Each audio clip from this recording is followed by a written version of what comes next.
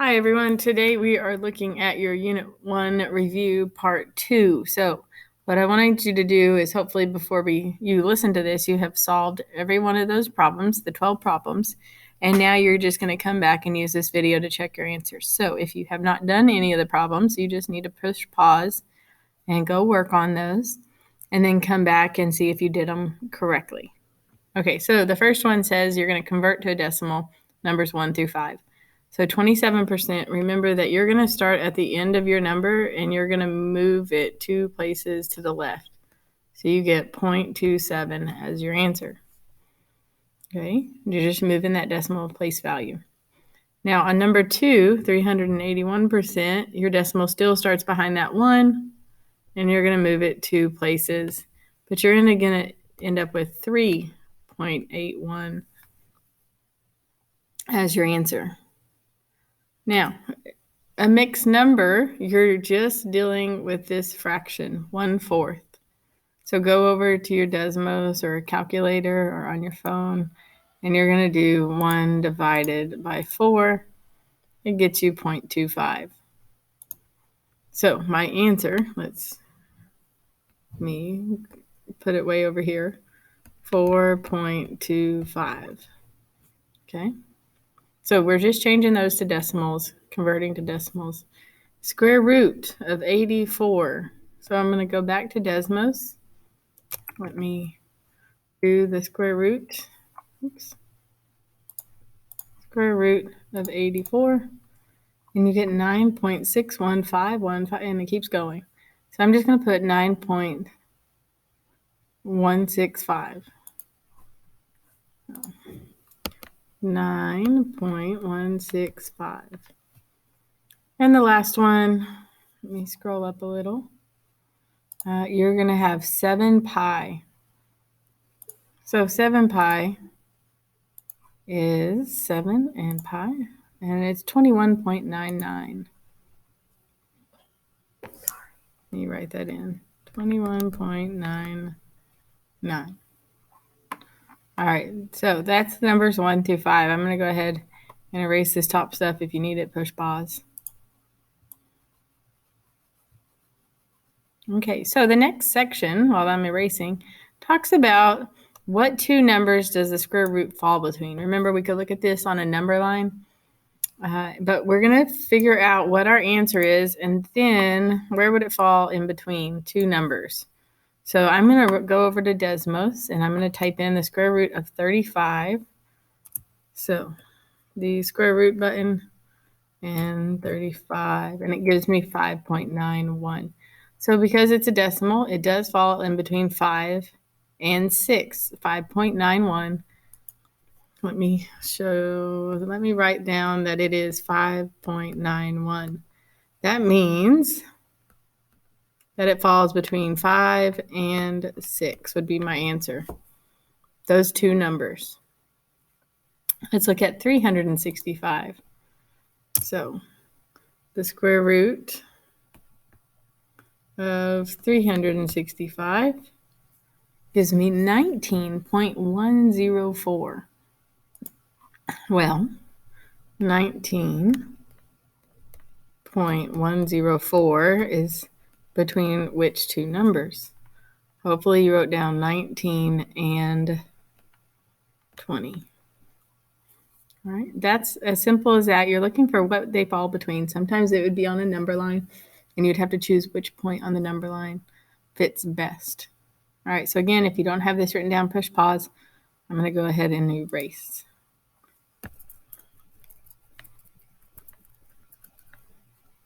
The next section, numbers 8 through 10, we're going to order from least to greatest. Now, I don't have a lot of room over here, so I might use some of this white space. 1/2. Hopefully you know this from elementary. 1/2 is going to be 0.5. Okay, that's what 1/2 is. Now, 8/5, if you need to, come over here to the calculator and type in 8 divided by 5. Oops. And you get 1.6. So I'm going to write it up here above it. And the square root of 8. Go back to your calculator. The square root of 8 is 2.82. Now, if we were really close in numbers and at 2.82, I might have to write down the next digit that comes in case we have something really, really close. But we're going to write it from least to greatest on all three of these. So least to greatest, actually, they're already written in order. That makes it really nice for us, but we had to double check. So we're done with number 8. It's already written in least to greatest. Number 9. Okay, 5 and 1/2. Again, if you don't know what 1/2 is, we did it in the problem above. You could go to your calculator. But I'm going to write it as 5.5. Don't forget that mixed number up there. You have to write in this 5. 7.43 is already a decimal, so don't have to do anything to that. That's nice. Changing a percent to a decimal, remember, start your decimal at the end, move it 1, 2 decimal places, and you get 0.20.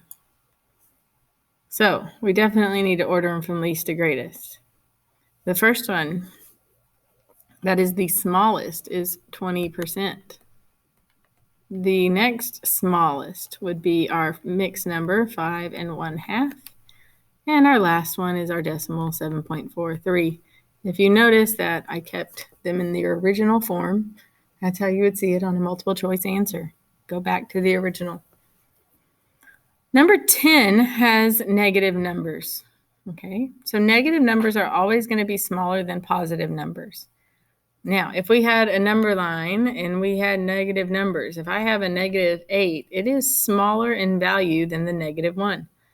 Okay, if you're closer to 0, it's going to be a much larger number. So if I was going to write where 8.45 was, let me put a dot. Negative 8.45 would be over here.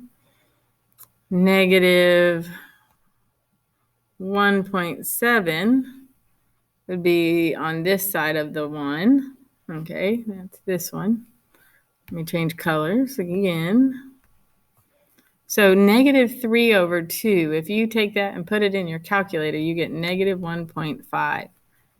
So -1.5 is going to be close to that other dot, but it's going to be on the right side of it because it's closer to 1. Okay, so it's technically larger. It's greater. And then, of course, we have a +3. And our +3 is going to be way over here. Okay. Then we didn't have to change that to a decimal. So we only had to change one to a decimal.